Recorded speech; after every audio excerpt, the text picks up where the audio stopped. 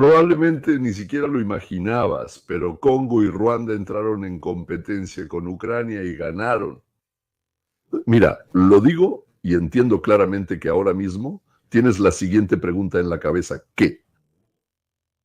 Pero en realidad todo es verdad.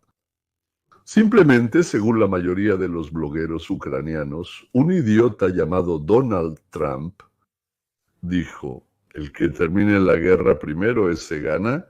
Vamos a extraer metales de tierras raras, construiremos plantas de procesamiento, ferrocarriles, daremos empleo a la población en general, modernizaremos los puertos marítimos, crearemos una zona libre de impuestos, traeremos un ejército privado para proteger todo esto y haremos de su región el punto de mayor desarrollo en el planeta.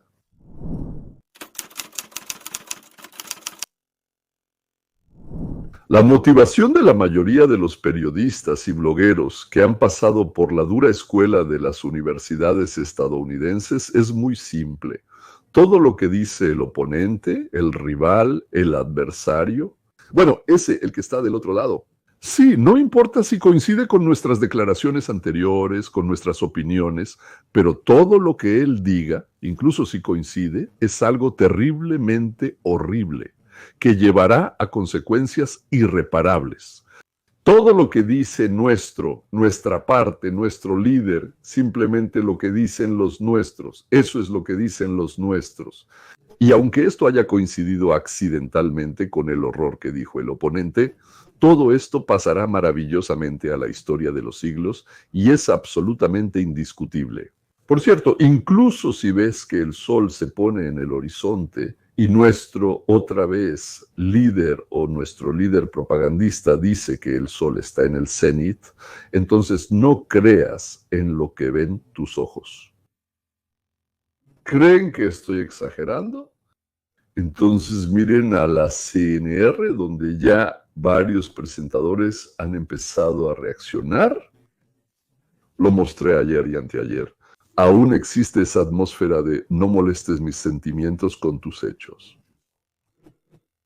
Entonces, Trump puso fin a una guerra en África que duró muchos años, creo que años, y que se llevaba miles de vidas. Para nosotros, Ucrania está más cerca, claro, pero allá es de lo que estoy hablando.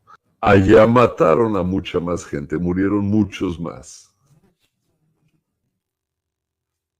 Simplemente una guerra mortal entre países vecinos africanos, Ruanda y Congo, 6 millones de muertos según la Organización de las Naciones Unidas.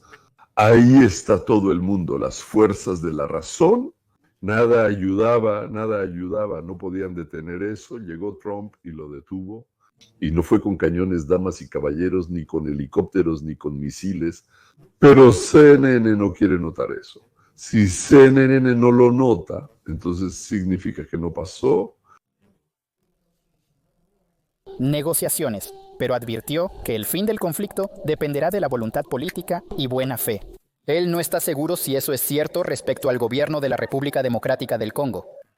Eso aún no se ha hecho. ¿No viste las noticias ayer?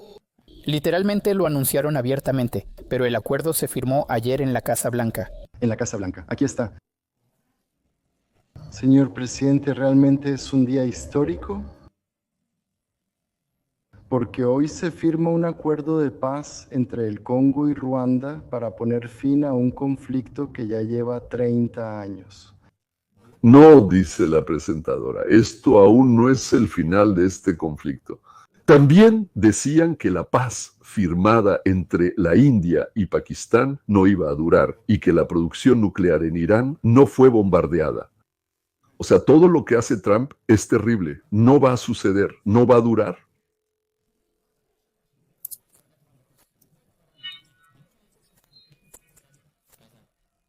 Mencionaste que pareces estar de acuerdo con Pete. Él dice que los medios tienen algún tipo de deseo de refutar a Donald Trump. Eso lo dijiste tú, pasa a diario. Tú piensas que eso es lo que quieren. Tú piensas que él entra con la intención de decir, él miente, él no dice la verdad. Correcto, tú crees en eso. Son relaciones establecidas. ¿Tú crees que él dice la verdad? Sí, lo creo, siempre. Todos los presidentes hacen eso. Tú piensas así. El presidente dice la verdad. Creo que este presidente actual dice la verdad con frecuencia. También pienso que anuncia algunas cosas con anticipación. Demasiado pronto. Estos países ya están incluidos. El programa aún no está listo. Me parece que... Bueno, esas son las noticias. Ok, es una estupidez tan flagrante. ¿Entienden que la presentadora intenta convencernos de que Trump está mintiendo sobre el acuerdo entre Ruanda y el Congo? Y ese acuerdo fue firmado justo en la Casa Blanca, firmado. Incluso vimos cómo lo firmaban, y los líderes de ambos países dijeron que fue exclusivamente gracias a Trump. Vamos a implementarla en La situación. Vamos a ponerla al tanto. El viernes 27 de junio, Ruanda, República Democrática del Congo. Firmaron un histórico acuerdo de paz mediado por los Estados Unidos. Este no fue un logro diplomático ordinario. Estaba destinado a poner fin a 3 décadas de un conflicto devastador que resultó en la muerte de aproximadamente 6 millones de personas y obligó a otros 7 millones a abandonar sus hogares. 30 años de asesinatos, 6 millones de muertos, 7 millones de refugiados. Y aquí está la verdad que cuenta el doctor Steve Turley. Fue el final oficial. Ese fue el final oficial del conflicto. El acuerdo aborda temas críticos. El acuerdo abarca varios temas clave y prevé la retirada total de las tropas ruandesas del este del Congo en un plazo de 90 días. El cese de las acciones militares del ejército congoleño contra los grupos armados durante 90 días. La creación de mecanismos conjuntos de coordinación de seguridad en un plazo de 30 días y el lanzamiento de marcos regionales de integración económica en un plazo de 90 días. Además, el acuerdo de paz también tiene importantes beneficios económicos, consecuencias para los Estados Unidos, que este inútil participante del panel de CNN pasó completamente por alto. El acuerdo permite al gobierno de Estados Unidos y a las empresas estadounidenses acceder a los minerales estratégicos del Congo, incluyendo algunas de las mayores reservas de coltán y cobalto del mundo, así como oro, tantalio, estaño y wolframio. Todos son necesarios para producir tecnología. Esta es una de las áreas clave en las que se ha enfocado la administración de Trump. En la era de la inteligencia artificial y la computación cuántica, Trump no quiere que Estados Unidos dependa de ningún otro país en la producción tecnológica. Es decir, prácticamente todo lo que Trump quería extraer en Ucrania después de que terminara la guerra, naturalmente. Ahora lo vamos a extraer en África. A pesar de los 6 millones de muertos, los líderes de estos dos países resultaron ser más inteligentes y también su población que los líderes de Rusia y Ucrania. ¿Les espera un resurgimiento económico o un boom, en pocas palabras? Sí. Eso significa que ya no habrá más asesinatos ni destrucción, sino que habrá trabajo, habrá productos, habrá vida. Y además de eso, este acuerdo de paz, mediado por Estados Unidos, crea una especie de barrera protectora entre el Congo y Ruanda por un lado y Rusia y por otro lado China. Recuerden, esta es una región donde tanto China como Rusia están expandiendo activamente su influencia. Y este acuerdo de paz ayuda en gran medida a sortear esto tanto en el ámbito político como en el económico.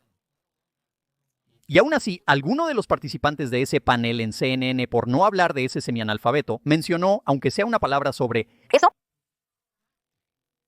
Por supuesto que no. ¿Estaban demasiado ocupados inventando otra tesis anti-Trump? Pero el punto es que cosas como el bien, el valor, la legitimación no son hechos en sí mismos. Son marcos. Ellos te indican si algo está bien o mal, eso es lo que hacen un marco. el anhelo, El afán del periodista por los hechos se muestra como una buena intención. Esto se presenta como algo moralmente correcto y justo. Y es precisamente a esto a lo que señala Scott Jennings, a esa mujer, a esa casi analfabeta. Ayer subí un video donde en el segmento final puse fragmentos de una entrevista, aunque ni siquiera se le puede llamar entrevista. Bueno, digamos, de una conversación de Mikhail Katsin, o tal vez es Katsin en Ucrania.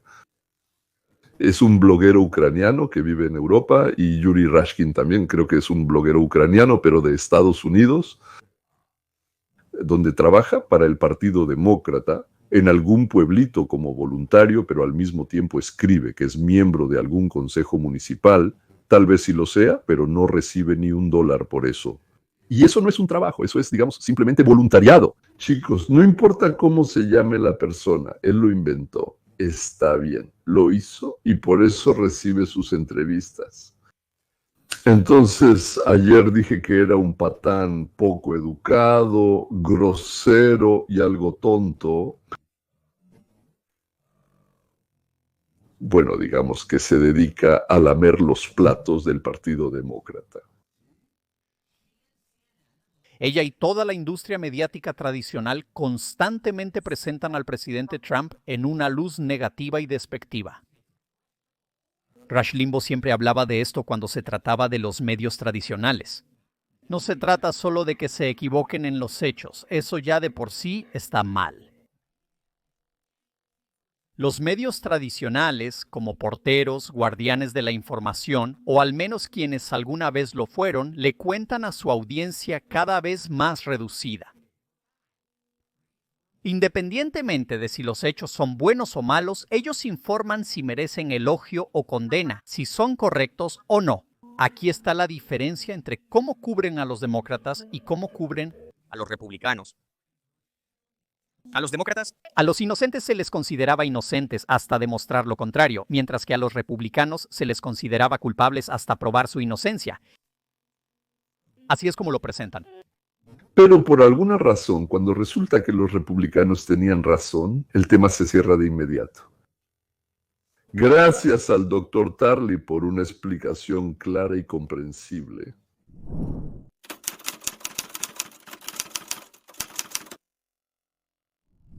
El líder supremo de Irán advirtió a Washington sobre consecuencias irreparables si Estados Unidos se involucra en la campaña militar de Israel contra Teherán. Irán lanzó misiles contra una base aérea estadounidense clave en Qatar en respuesta, según Teherán, al reciente bombardeo estadounidense de su instalación nuclear. La Guardia Revolucionaria Islámica publicó estas imágenes, declarando que Irán bajo ninguna circunstancia dejará sin respuesta un ataque a su integridad territorial. en las últimas décadas, Irán ha gastado más de $10.000 millones en armamento ruso, intentando crear, según ellos, un escudo impenetrable. Ellos compraron de todo, desde sistemas de misiles antiaéreos, 300 cazas MiG, 29M y aviones de entrenamiento, hasta medios críticos de guerra electrónica, como radares, equipos de interferencia y sistemas de navegación. Resultó que Rusia proporcionó alrededor del 96% de las importaciones de armamento de Irán.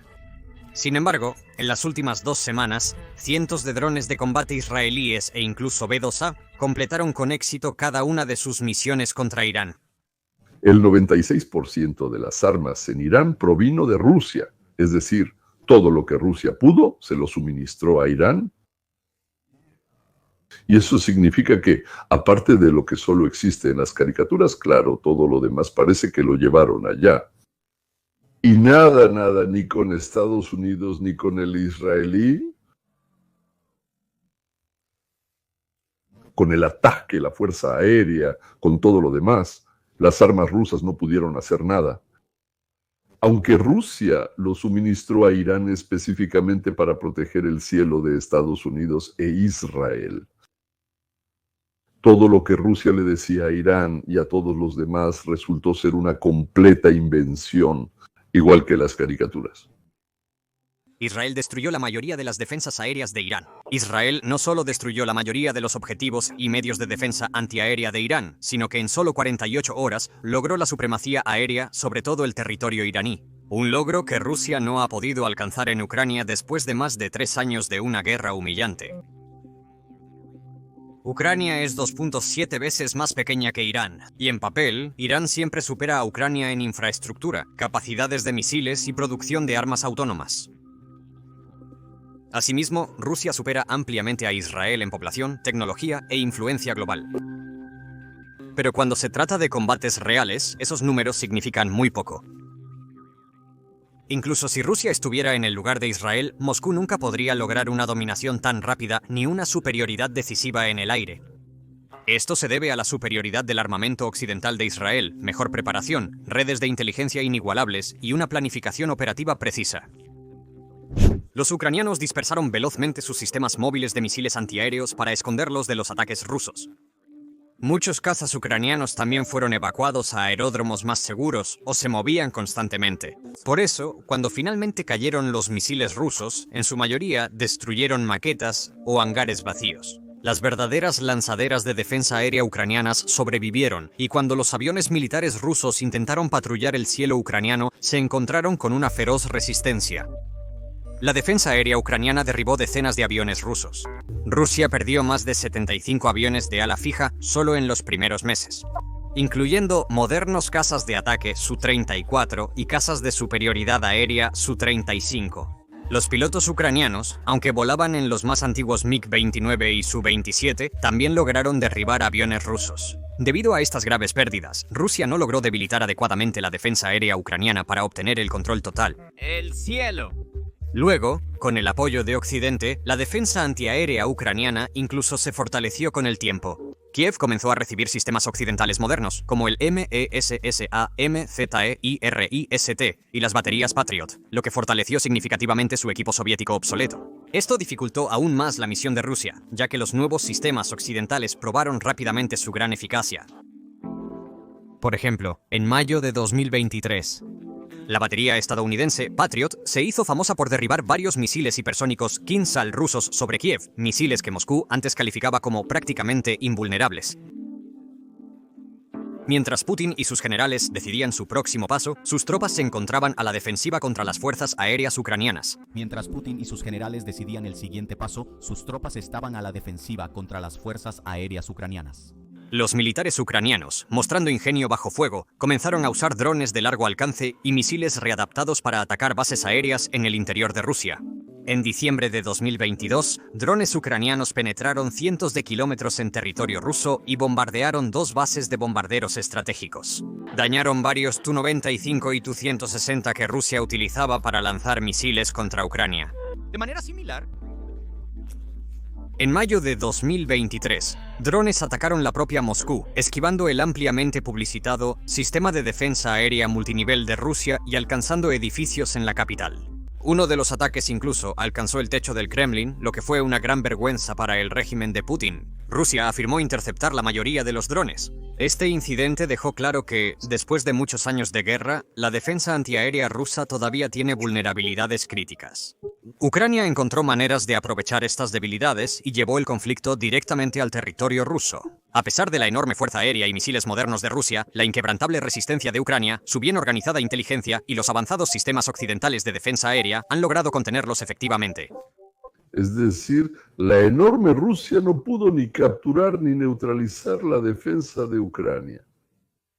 Mientras tanto, el pequeño Israel, armado principalmente con inteligencia, puso de rodillas a Irán, que según yo es 14 o 17 veces más grande que él en territorio. Alguien podría pensar que todo se trata solo de los cazas F-35, pero es mucho más que solo eso. La diferencia radica en la combinación de las excelentes capacidades de inteligencia occidentales en comparación con la inteligencia iraní, rusa y china y la tecnología occidental avanzada frente a sus competidores. Y por último, en la integración precisa de las fuerzas y en las decisiones estratégicas más inteligentes de cada bando. Incluso los expertos concuerdan en que el rápido dominio de Israel en el cielo iraní no se debió a la superioridad numérica.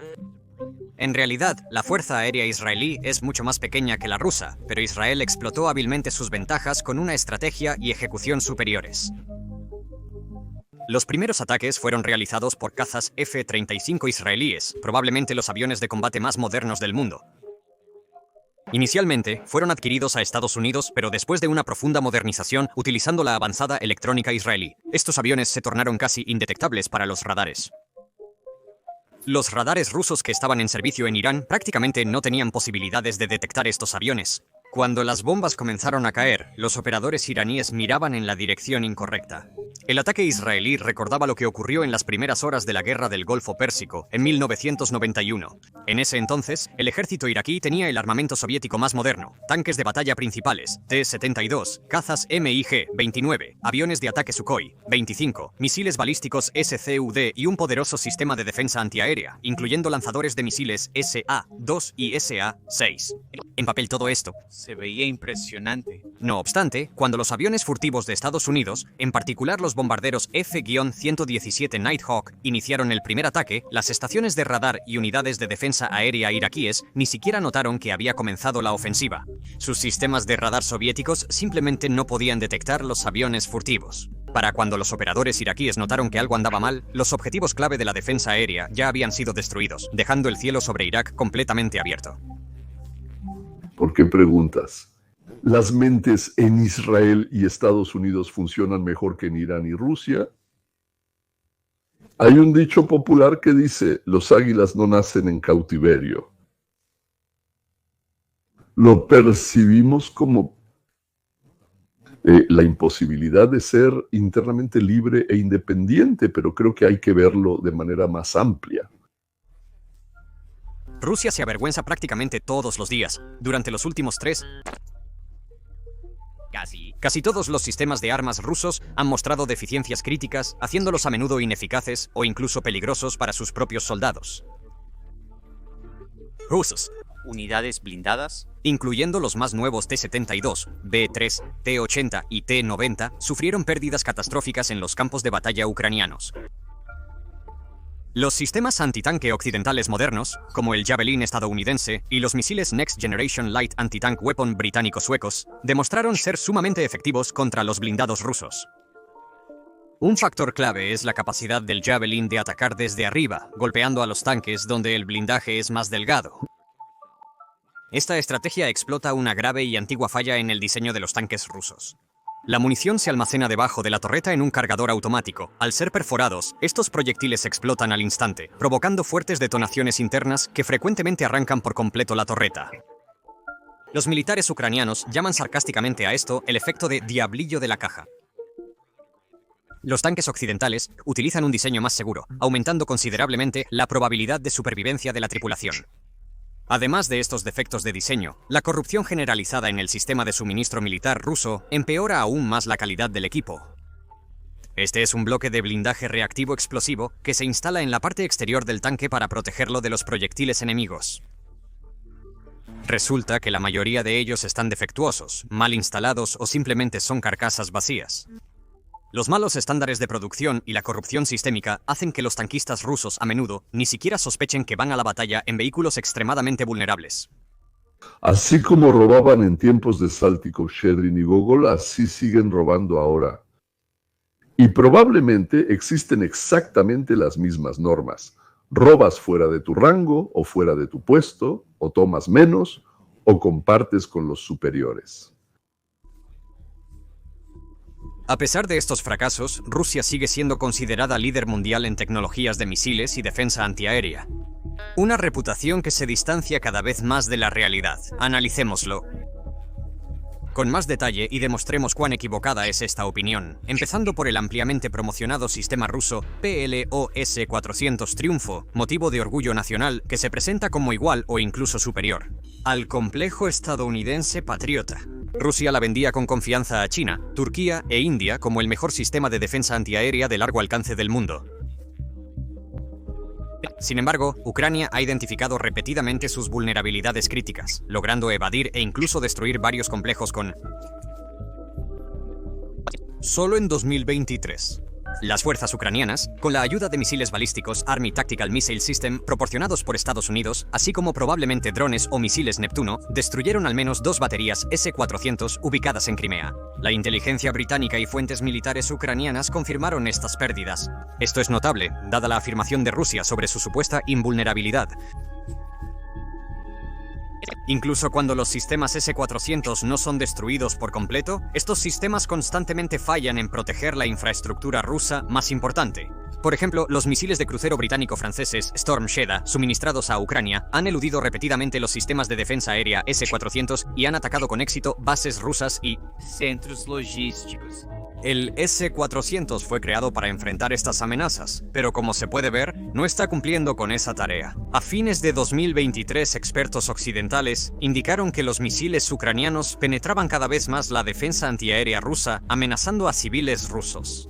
Objetivos. De hecho, Rusia perdió una cantidad excepcionalmente grande de sistemas de defensa antiaérea. Según datos visuales confirmados, desde 2022, Rusia ha perdido al menos 335 unidades de sistemas de defensa antiaérea destruidas o capturadas, incluyendo 18 lanzadores, 430 sistemas Pantsir S-1 y 60 sistemas de misiles antiaéreos de corto alcance, TOR, entre otros. Estas son pérdidas catastróficas para equipos que son costosos y considerados de élite. Incluso los drones ucranianos simples y económicos, algunos de los cuales cuestan solo unos cientos de dólares, regularmente lograban atravesar la defensa, atacando bases aéreas rusas y depósitos de combustible en la retaguardia, causando pérdidas de decenas o cientos de millones. Creo que como resultado de esta destrucción del armamento ruso en Irán, los compradores volverán a mirar a Ucrania y se preguntarán, ¿qué está pasando allí? ¿Por qué sucede eso? Y entenderán que Rusia simplemente mentía sobre sus capacidades para detener las armas occidentales. Mentía con facilidad, sin más.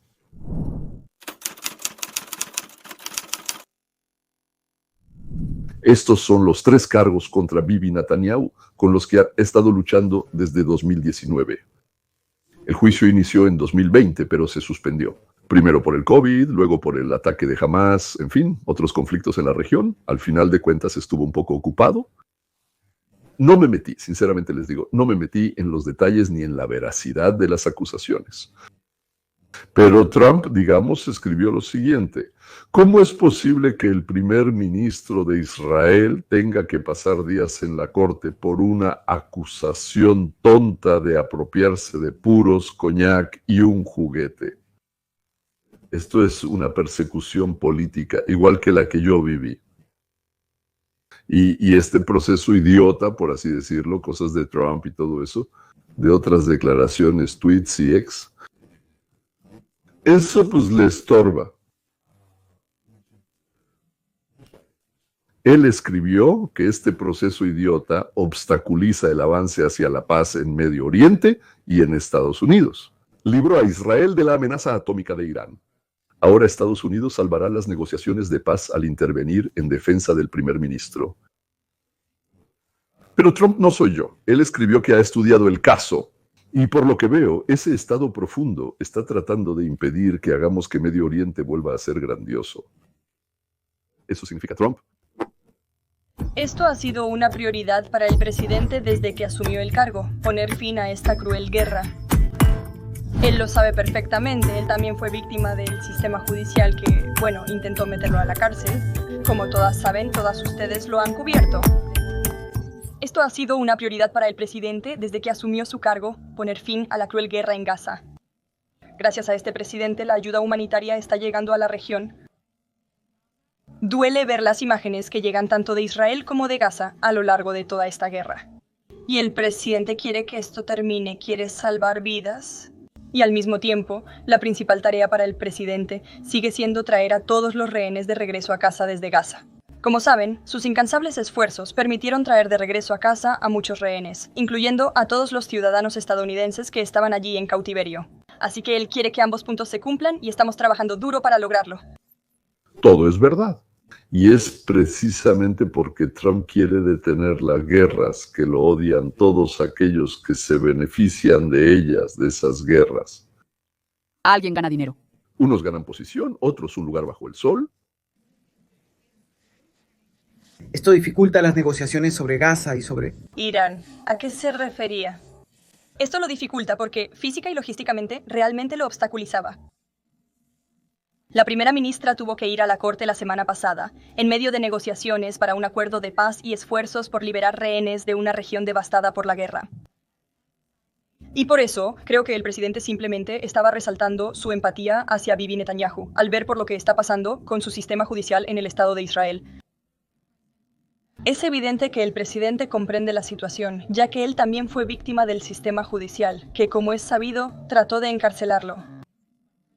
Ustedes cubrieron todo eso, pero el presidente Trump salió victorioso, por eso está de nuevo en la oficina oval. Él cree que Bibi Netanyahu es un gran líder para Israel. El presidente trabajó estrechamente con él recientemente para terminar esa guerra de 12 días y destruir la instalación nuclear de Irán, para eliminar esa amenaza inminente no solo para el Estado de Israel, sino también para los Estados Unidos de América y para el resto del mundo. Y él cree que se debe elogiar al primer ministro Netanyahu por eso.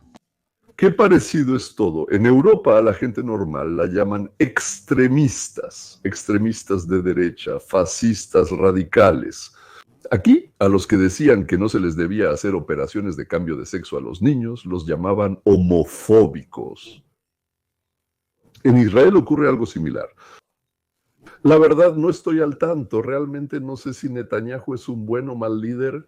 Desde 1984, cuando comencé a viajar entre Israel y Estados Unidos haciendo espectáculos en ambos lugares, no vivo allá. Voy de visita, pero prácticamente desde entonces he estado volando de un lado a otro.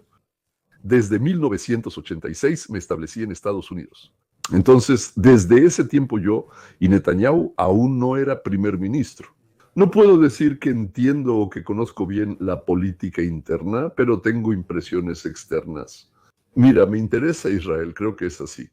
Bueno, en general, si existe el concepto de patria, probablemente para mí Israel es esa patria y no simplemente el lugar donde nací por casualidad.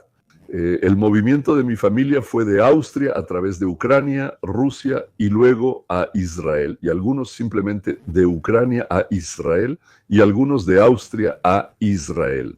Así fue como mi camino me llevó primero a Ucrania y Rusia y luego a Israel.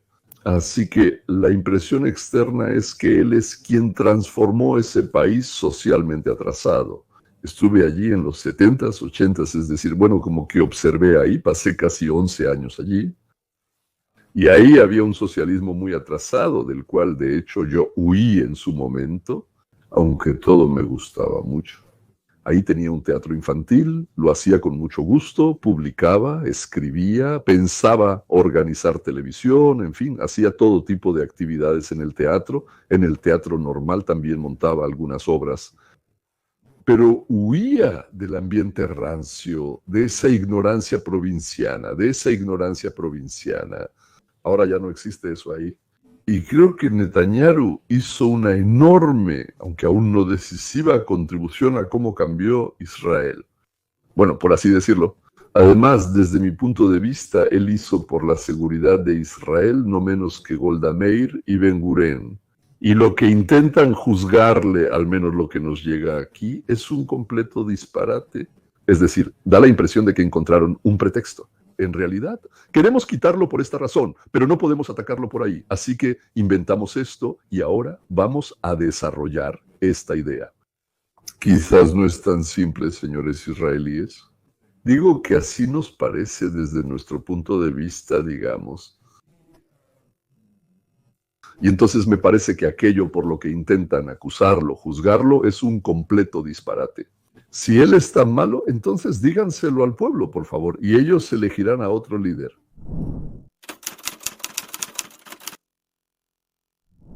Hoy el Ministerio de Justicia anunció casi 15.000 millones de dólares en fraudes dentro de nuestro sistema de salud que lograron descubrir y posiblemente detener. En mi opinión, los demócratas robaron más que el presupuesto de la mitad de la Unión Europea, o al menos con su participación. Vamos a decir que fueron los demócratas. Con la participación y negligencia de los demócratas, se ha robado más que el presupuesto de media Unión Europea. Así está bien. Vamos a ver qué dicen en ambos lados de la barrera. El Departamento de Justicia de Estados Unidos está llevando a cabo una conferencia de prensa sobre Tzikirou, la mayor operación coordinada contra el fraude en el sector de la salud en la historia del Departamento de Justicia, acusando a más de 320 personas por esquemas supuestamente por un monto de más de 14.000 millones de dólares. Como parte de esta operación, se incautaron dinero en efectivo, así como autos de lujo y bienes raíces, lo que permite recuperar fondos reales. a los contribuyentes de Estados Unidos y a nuestros programas de salud del gobierno. Durante esta operación, identificamos y acusamos a los sospechosos que operaban desde Rusia, Europa del Este, Pakistán y otros países extranjeros. Estas personas se infiltraron en nuestro sistema de salud para robar el dinero de los contribuyentes estadounidenses. Aquí hay solo un ejemplo. Solo un ejemplo. Descubrimos un esquema en el que desde Rusia y Europa del Este se dirigía una operación compleja que estratégicamente adquiría decenas de empresas proveedoras de suministros médicos en Estados Unidos y presentaba más de $10,000 millones en reclamaciones fraudulentas de servicios médicos a Medicare. Realmente es así, y lo escucharán de todos nosotros. Y así debe ser. Esta es la operación más grande y de mayor escala del Departamento de Justicia contra el fraude en el sector de la salud en toda la historia. Es una locura y una vergüenza que alguien pudiera tener $15,000 millones para este tipo de fraudes. Así es como nos atacan ahora, y no son pequeños estafadores los responsables. Como ya escucharon y aún leerán, detrás de esto hay sindicatos organizados que intencionalmente quieren dañar a América. ¿Y por qué están dañando nuestro sistema de salud? Probablemente sea el objetivo más grande de todos. Representa aproximadamente $1.7 billones en pagos. Es un objetivo enorme para nosotros. Los estafadores pueden burlar la protección consiguiendo los números de identificación de adultos mayores, beneficiarios u otros. Así, usando esas herramientas y a ustedes, estadounidenses, para perjudicarnos.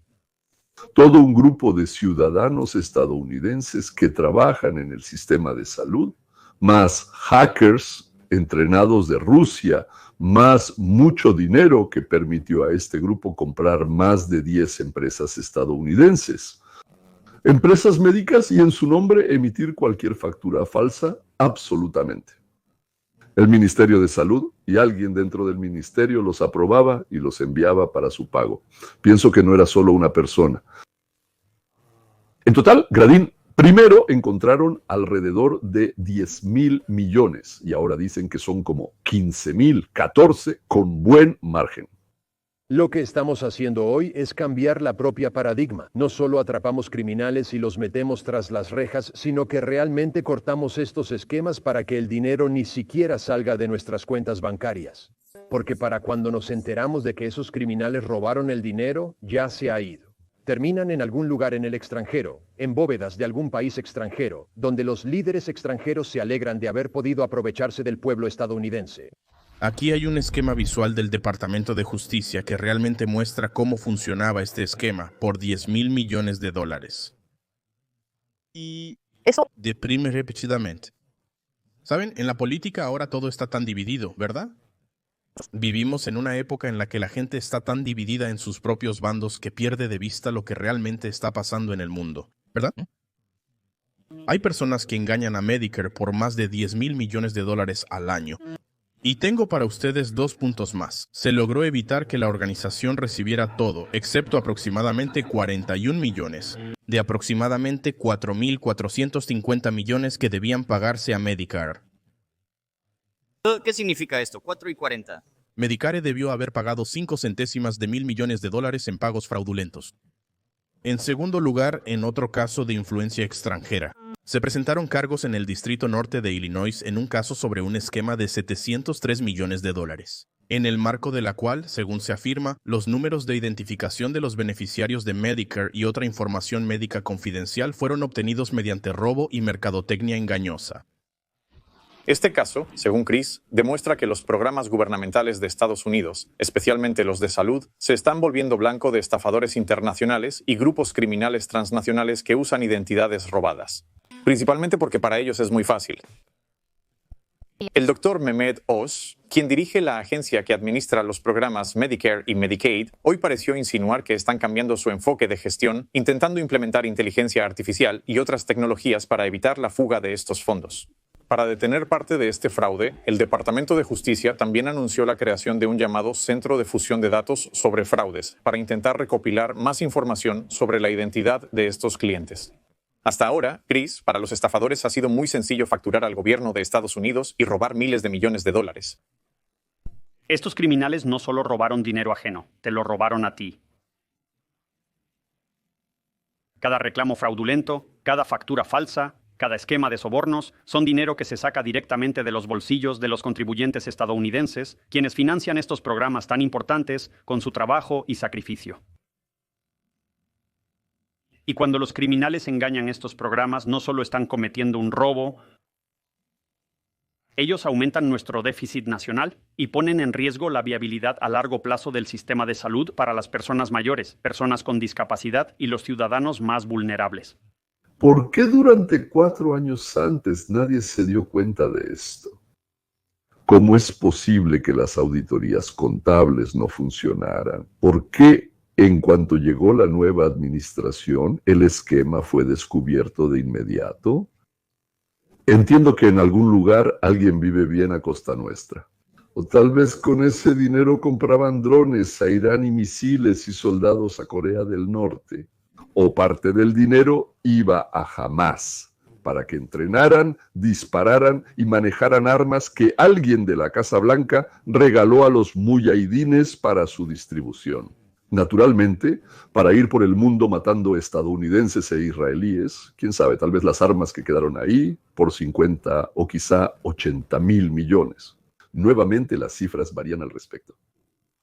En Afganistán tal vez fue dejado coordinado precisamente con la idea de que luego se esparciera por el mundo, y que esto sucedió con la participación de los líderes de la Unión Europea, el Partido Demócrata de Estados Unidos y los habitantes de Israel, precisamente aquellos que están acosando a Netanyahu.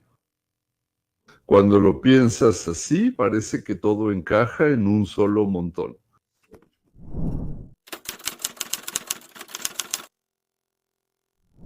Justo ahora acabo de publicar una entrevista con Holden, quien advirtió seriamente al país que durante la administración de Biden, más de 1,000 ciudadanos iraníes entraron y se disolvieron en Estados Unidos. Más de 1,000 ciudadanos iraníes se disolvieron. Según lo leído, se capturaron a 246 personas y se busca al resto. Entonces, Holden supone que son terroristas durmientes, que entre ellos hay terroristas durmientes de los que el ayatolá informó con su mensaje, el de ayer o incluso el de anteayer, diciendo que la lucha aún está lejos de terminar. Entre los iraníes estadounidenses existe un temor generalizado de que algunas células durmientes hayan entrado a Estados Unidos durante la administración de Biden. ¿Qué sabe usted sobre las llamadas células durmientes y qué? ¿Todos los estadounidenses deberían estar preocupados por las células durmientes? Bajo la administración de Biden, él abrió la frontera. Tenemos más de 2 millones de personas identificadas que han cruzado la frontera. No es una suposición. Más de 2 millones de personas, de las que tenemos conocimiento gracias a videos, datos de drones y sensores, cruzaron la frontera. Pagaron más para esconderse.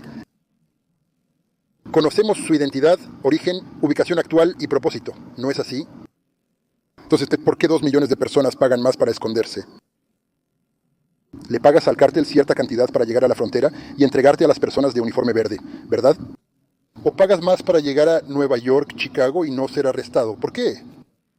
¿Por qué no pagaron menos para obtener un boleto de avión gratis a la ciudad elegida? Habitación de hotel gratis, 3 comidas diarias, atención médica sin costo y permiso laboral después de unos meses. ¿Por qué 2 millones de personas desaprovechan este programa gratuito y pagan más para ocultarse? No querían pasar por la verificación ni dar sus huellas dactilares. Podrían ser traficantes de fentanilo, de mujeres y niños, y representar una amenaza para la seguridad nacional. Lamentablemente, en esta nota me despediré. No olviden que tenemos un programa de patrocinio que empieza desde $4 al mes, y especialmente para los patrocinadores vamos a hacer reuniones, charlas y videos adicionales. Además, a todos los que quieran recibir de mi parte como regalo el libro Capitalismo 101, o sea, en inglés fue escrito y se llamaba Capitalismo 101, es decir, como un curso introductorio, como el primer curso en la universidad. Sí, es una lectura fascinante, es una introducción al mundo del libre mercado con un montón de anécdotas históricas, relatos de testigos presenciales, acertijos y fábulas. O sea, todo está hecho para que sea interesante y emocionante de leer. Y por cierto, ahí, por así decirlo, también se puede reflexionar. Hay acertijos, uno puede no mirar la respuesta de inmediato, sino intentar resolverlo y luego comprobarla. Entonces, si ustedes sí, abajo del video estará ese enlace, hagan clic en él, ahí les pedirán el apellido o el nombre está escrito, luego el correo electrónico al que enviar. Y según yo, ahí hay 4 tipos de opciones, entonces pueden elegir algún otro sistema para su teléfono o descargarlo para el suyo. Y después esperen 20 segundos, si no les llega, revisen su carpeta de spam. Porque sabemos con certeza que el primer día que lo anuncié, aproximadamente 1/3 de los que lo pidieron lo recibieron en spam y empezaron a preguntarnos, ¿dónde está mi libro? Ese es el libro en la carpeta de spam. Por cierto, después, cada 24 horas recibirán un episodio de 10 minutos de mi proyecto Hoja de Ruta. 10 minutos para ejercitar el cerebro. Damas y caballeros, este ejercicio matutino para el cerebro también está lleno de historias y anécdotas. Ideal para el café matutino. Bueno, digamos, reírse en realidad, aprender algo nuevo, ejercitar la mente, también hay que pensar de vez en cuando. El enlace al libro y la suscripción a la hoja de ruta estarán abajo. Con esto nos despedimos y hasta la próxima.